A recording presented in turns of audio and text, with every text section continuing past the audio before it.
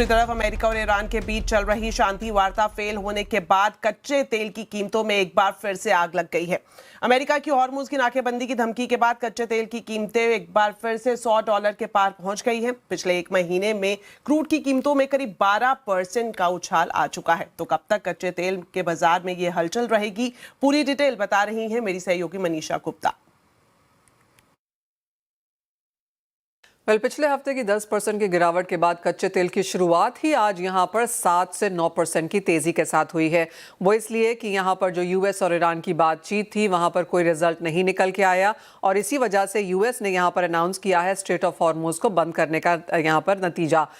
US ने ये कहा है कि ईरान से आने जाने वाली सारी वेसल्स को यहाँ पर उन्होंने बैन कर दिया है और ईरान ने कहा है कि अगर कोई मिलिट्री प्रिपरेशन यहाँ पर यूएस करता है तो वो एक सीज फायर का यहाँ पर वायलेशन रह सकता है। क्लियरली काफ़ी सारी स्टेटमेंट्स यहाँ पर हमने इजराइल, यूएस, ईरान सब जगह से आते हुए देखी है, लेकिन स्ट्रेट ऑफ हॉर्मुज का बंद रहना यहाँ पर प्राइसेस के लिए काफ़ी पॉजिटिव साबित हुआ है। आपको बता दें कि अगर 2025 की बात की जाए तो यहाँ पर ईरान ने 1.6 मिलियन बैरल्स प्रति डे का एक्सपोर्ट किया था। यानी कि अगर ईरान का कच्चा तेल का एक्सपोर्ट बंद कर दिया जाता है तो ग्लोबल मार्केट्स पे इसका इंपैक्ट ये होगा कि 1.5 से 1.7 मिलियन बैरल्स पर प्रतिदिन का जो एक्सपोर्ट है वो ग्लोबल मार्केट से यहाँ पर गायब हो जाएगा।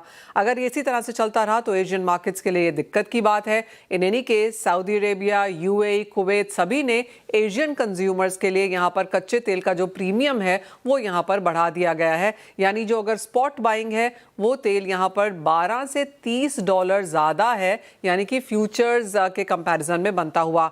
बाजार को लगता है कि अगर स्ट्रेट ऑफ हॉर्मुज लंबे समय तक यहाँ पर बंद रहता है तो कच्चे तेल के प्राइसेस ना सिर्फ $100 के ऊपर रहेंगे बल्कि मई जून तक जाते जाते $120 और $150 प्रति बैरल तक भी रह सकते हैं।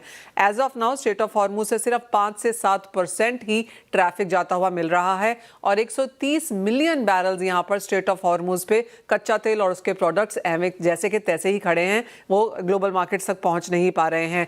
यानी कि जहां पर हम खड़े हैं बाजार को यही लगता है कि यहां से और तेजी कच्चे तेल के प्राइसेस में बनी रह सकती है।